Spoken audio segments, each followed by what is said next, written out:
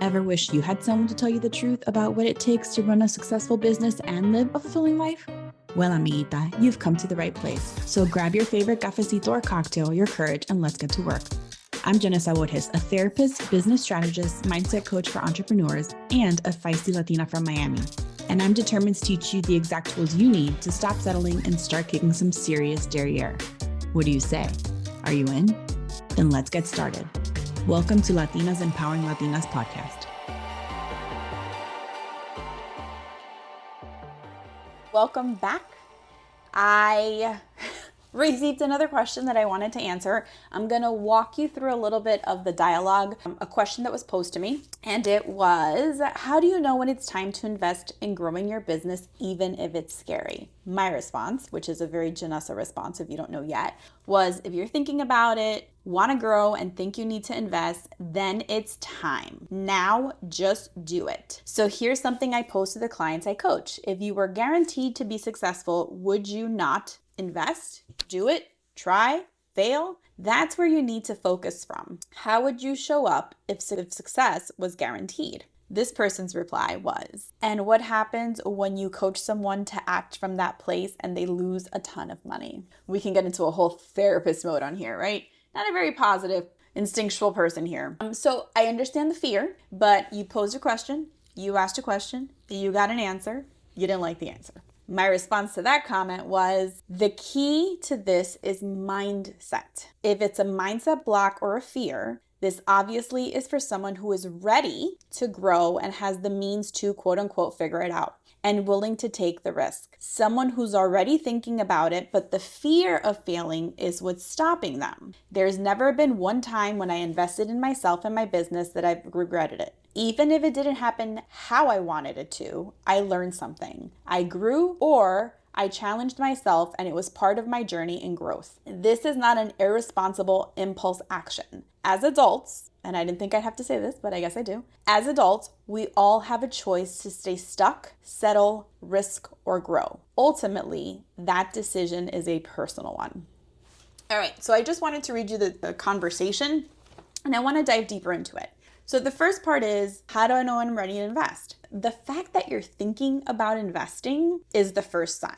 Now, I'm not a financial expert. I'm not the best person when it comes to finances. I work with a financial strategist. I talk about her all the time. We're actually going to be recording a new series of videos with her. Her name is Gayo Rincon. I will link her below. She is phenomenal and she has changed my life. As an entrepreneur, traditional entrepreneurs, you have to take risks in everything, in time, in trying something new, in change, in the possibility of failing. It is constant. There are some times where you have to financially invest in things. And what I'm saying is not to be irresponsible with your money. If you have an idea and a vision, what is the return on investment with something? Return on investment is, I'm going to put money into something and it's going to cost me money. Right? What am I going to make because of that investment? What am I going to make because I spent that money? I'm actually preparing all my financials. I have a bookkeeper, an accountant, financial strategist. I've grown my team over 12 years. So the bookkeeper organizes all the money coming in and out, right? How much I've made, how much I've earned, how much I've spent.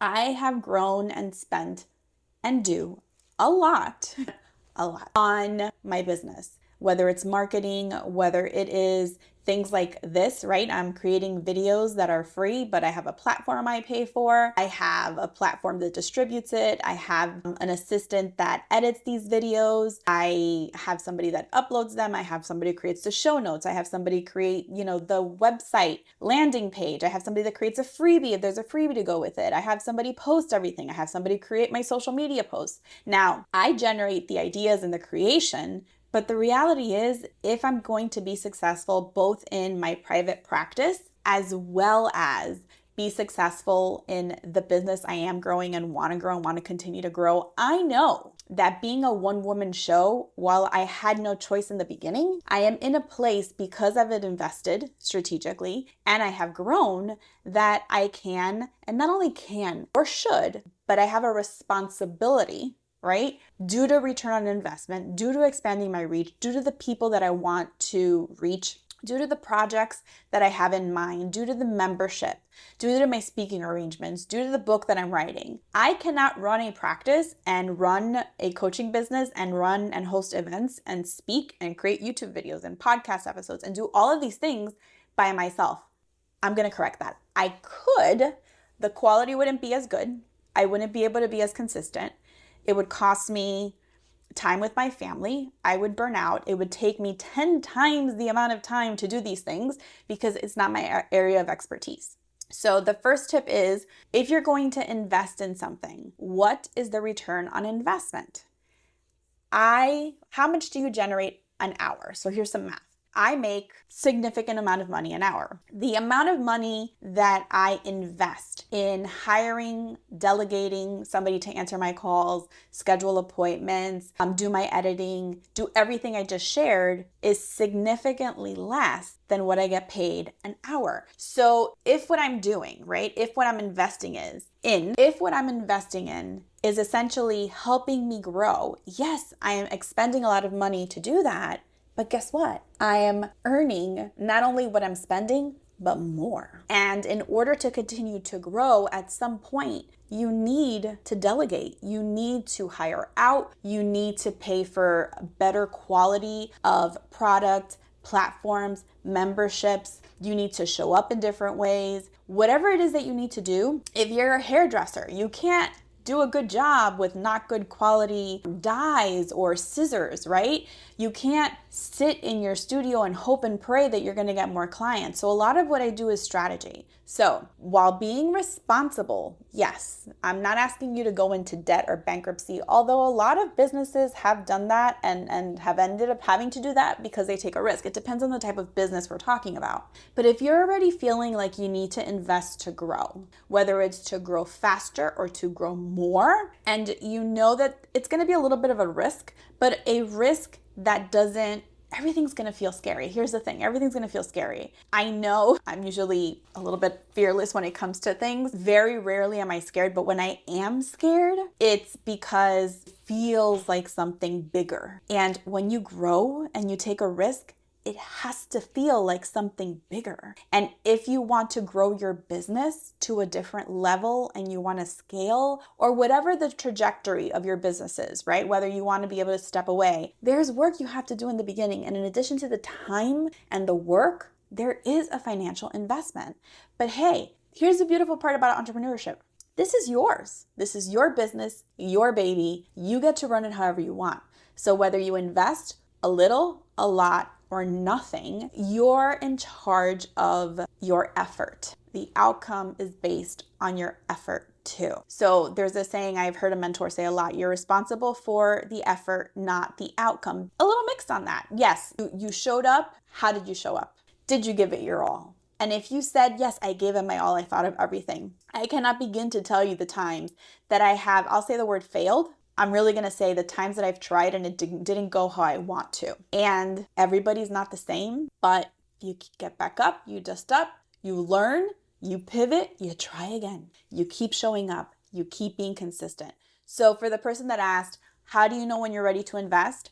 The fact that you're asking, it's time, and the mindset piece about how much to do it or when to do it, that's up to you. That's a personal decision. But for me, there has never been one time where I've invested in something, even when it didn't turn out how I wanted, even how at the moment I may have felt frustrated, like, that wasn't worth the money. You know what? It taught me, number one, you guys all know that my biggest fear is regret.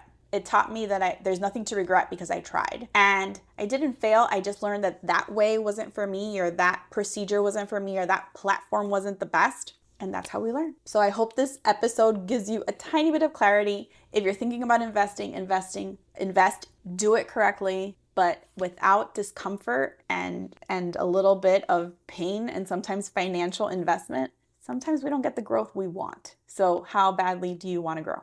That's the question you have to ask yourself. See you next time. Thank thank you so much for joining me today. And listen, if you're a Latina with big dreams of building a multi-six-figure business and you're looking for a community to expand your reach, strategize, accountability, weekly live events, group coaching with me, inspiration, motivation, collaboration, and so much more, head over to janessaborges.com/Latinas to join the membership now. Until next time, amiguita.